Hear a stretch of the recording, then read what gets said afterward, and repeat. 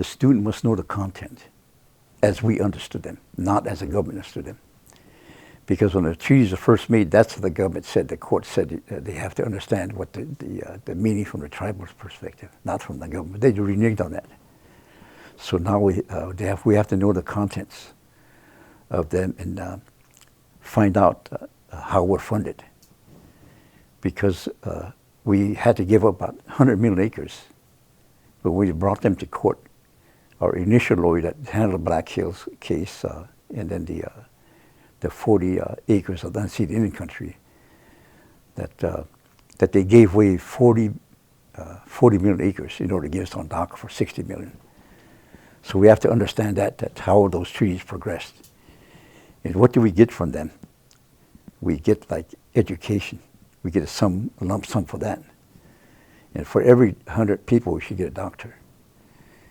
And then for every 40 students, we should get a classroom. Those are all in the treaties.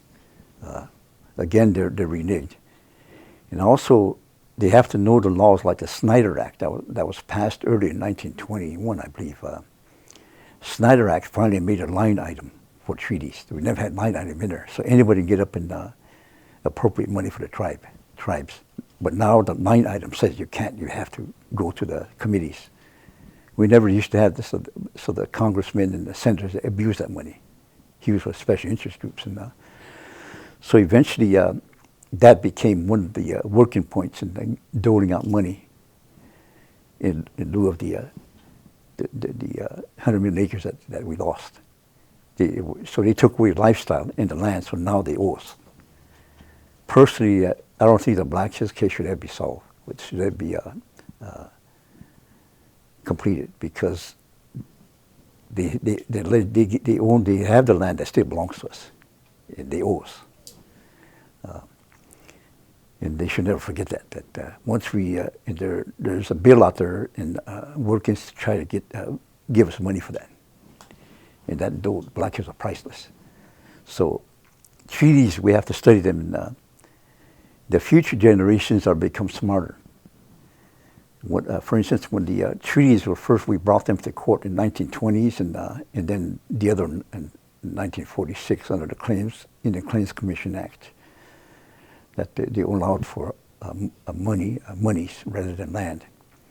So we have to understand that and look at that. And but when you initially took the government to the court, our lawyer had one brief case with all the contents of what attacked the treaty systems. As time went, we had their advertising one time, the 4 semi trucks full of treaty papers that was to be given to the tribe, and the government said, put a microfiche. But imagine from 46 to 1980, that was gathered. Not only by white lawyers, but non-Indian, the Lakota lawyers. So it shows that we progressed, and we have Indian lawyers now that are handling the case.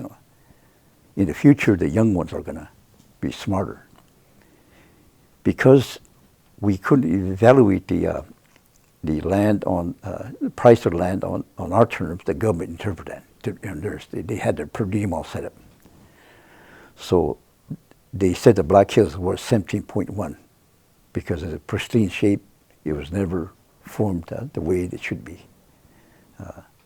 So 17.1 million acres with a 5% simple interest. That's what they said that after 140 years, that's how much the Black Hills are worth, 110 million. But we're trying to get the gold out kid, they would not give that up, which is 18 million silver, sterling silver taken out of the Black Hills. And that amounts to about $6 billion.